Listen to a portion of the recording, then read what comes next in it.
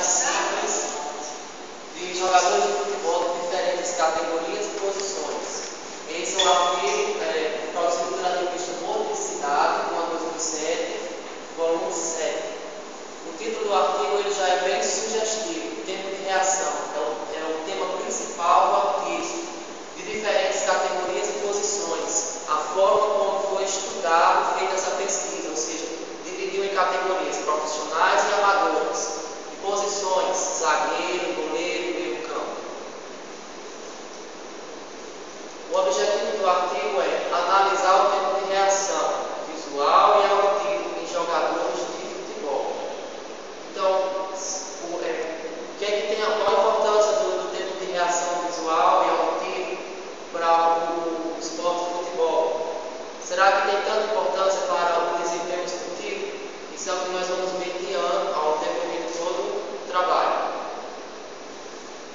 Na introdução nós temos a importância das habilidades percepto-cognitivas no desempenho esportivo. Que importância é essa? É que o tempo de reação sozinho não funciona. Você tem que ter também outras habilidades, como atenção, como memória, percepção, um bom planejamento, acurácia, além das habilidades motoras.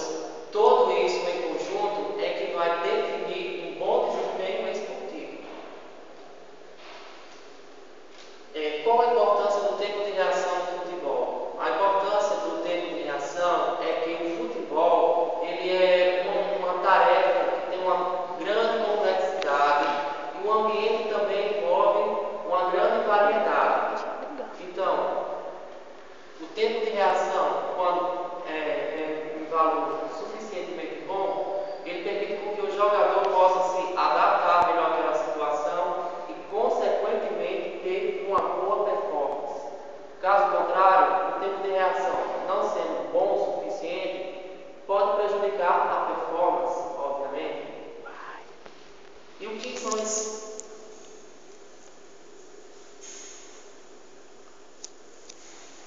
O que influencia a capacidade dessa reação?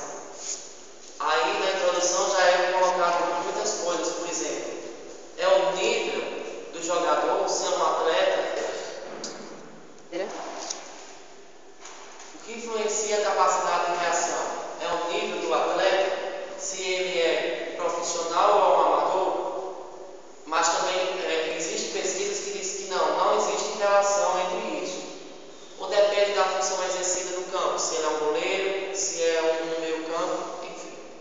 Na metodologia empregada, posso dizer que foi feito um estudo de caráter descritivo, os participantes assinaram um termo de livre, esclarecimento e consentimento, como toda boa pesquisa, uma pesquisa aprovada pelo Comitê de Ética da Universidade Estadual de Santa Catarina.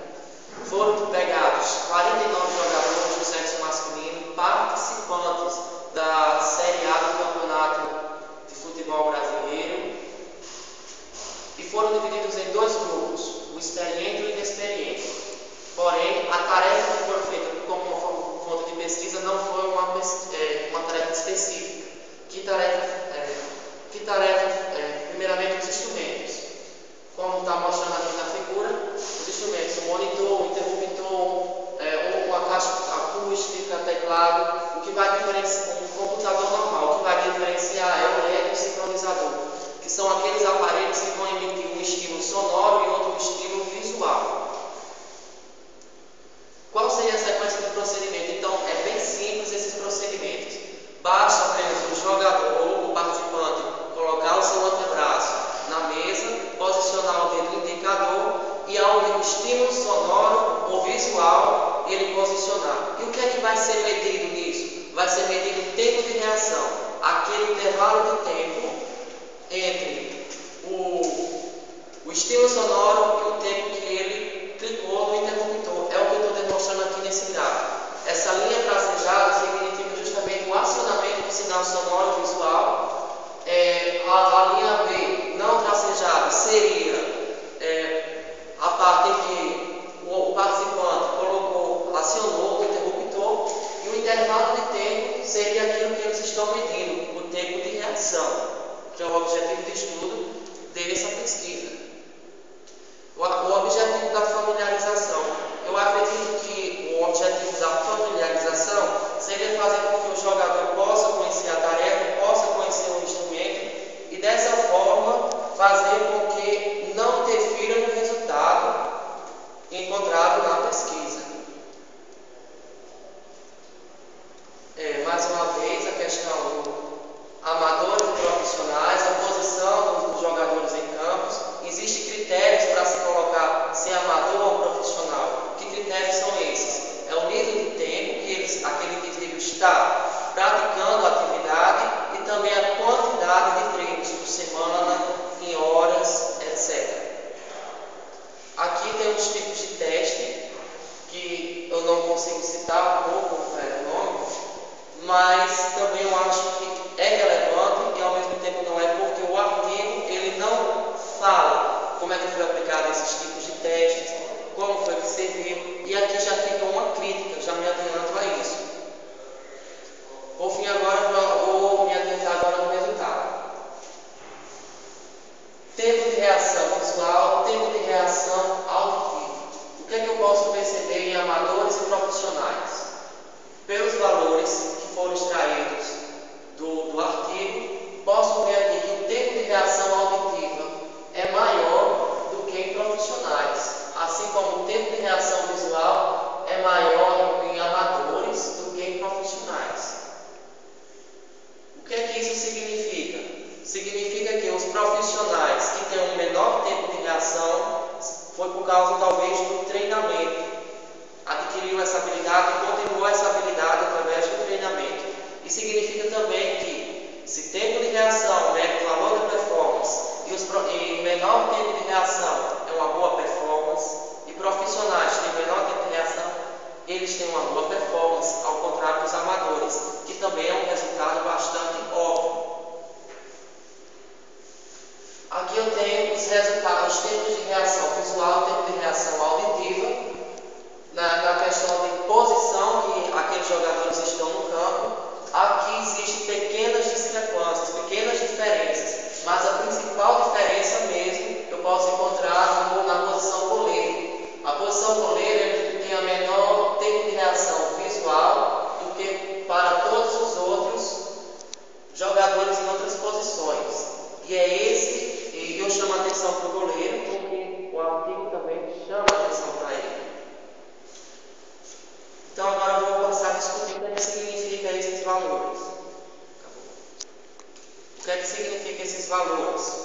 Primeiro é que esse estudo concorda com outros estudos, no significado de tanto de média aproximada, como na conclusão disso. Porque o tempo de reação visual é menor que o tempo de reação auditiva, como demonstrei na tabela. Existem várias explicações. O artigo ele chama também, além da explicação psicológica, da aprendizagem motora, uma explicação fisiológica para isso.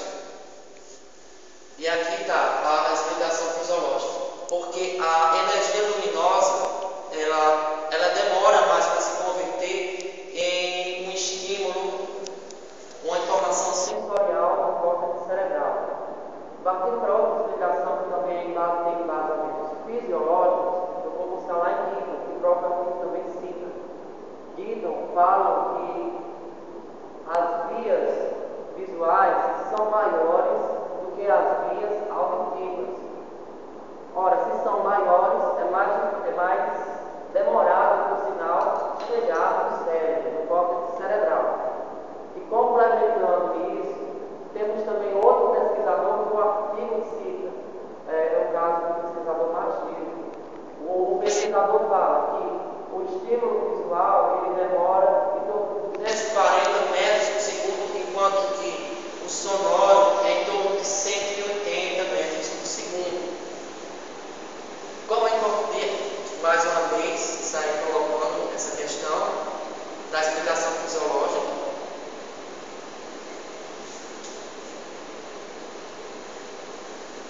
Por que é importante, por exemplo, o estímulo auditivo e visual, principalmente no futebol? A questão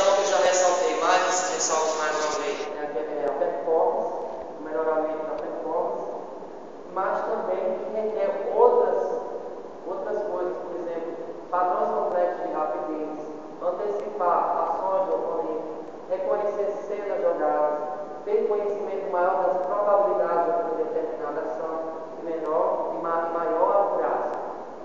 Ou seja, nesse ponto, eu estou voltando ao ponto que eu comecei o trabalho, a importância das atividades percepto-sensoriais no futebol. E o tempo de reação em si não quer dizer muita coisa. É necessário que também venha junto com outras capacidades cognitivas, como a questão da acurácia, como a questão de perceber padrões complexos de rapidez, que é o planejamento, lembrar e reconhecer cenas jogadas que envolvem a memória.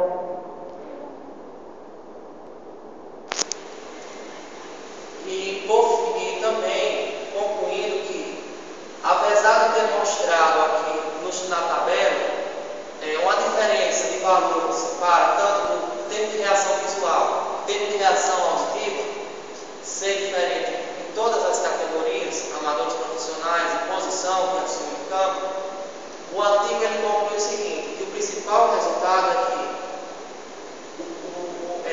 o tempo de reação visual é fundamental para o futebol, embora o tempo de reação visual seja mais demorado. Por quê? Porque o tempo, a tarefa em si ela precisa desse estímulo visual mais do que o estímulo auditivo, que é diferente, por exemplo, do futebol, vários séries que necessitam de um tempo de uma melhor capacidade auditiva, que também não é o caso, visto tudo aqui. Finalizando, então, as críticas. Tudo na vida tem um lado positivo, tudo na vida tem um lado negativo. Aqui nesse artigo eu quero citar esses dois lados, positivo e negativo. O primeiro lado, começando pelo positivo, eu quero ressaltar que eu acho que foi um trabalho interessante, porque abordou de uma forma bem multidisciplinar. Antigamente, esse tema de tempo de reação era estudado sob um ponto de vista mais fisiológico. E o artigo ele conseguiu englobar fisiologia, psicologia e aprendizagem motora. Outra questão foi também que os resultados obtidos foram condizentes com aqueles resultados já estudados por outros pesquisadores. É um ponto positivo. Como ponto negativo, eu gostaria de citar a questão da tarefa. Por exemplo, um jogador somente utilizar uma tarefa não específica. Esse tempo de reação poderia ser medido de outra forma, de uma forma mais específica, mais adaptada à realidade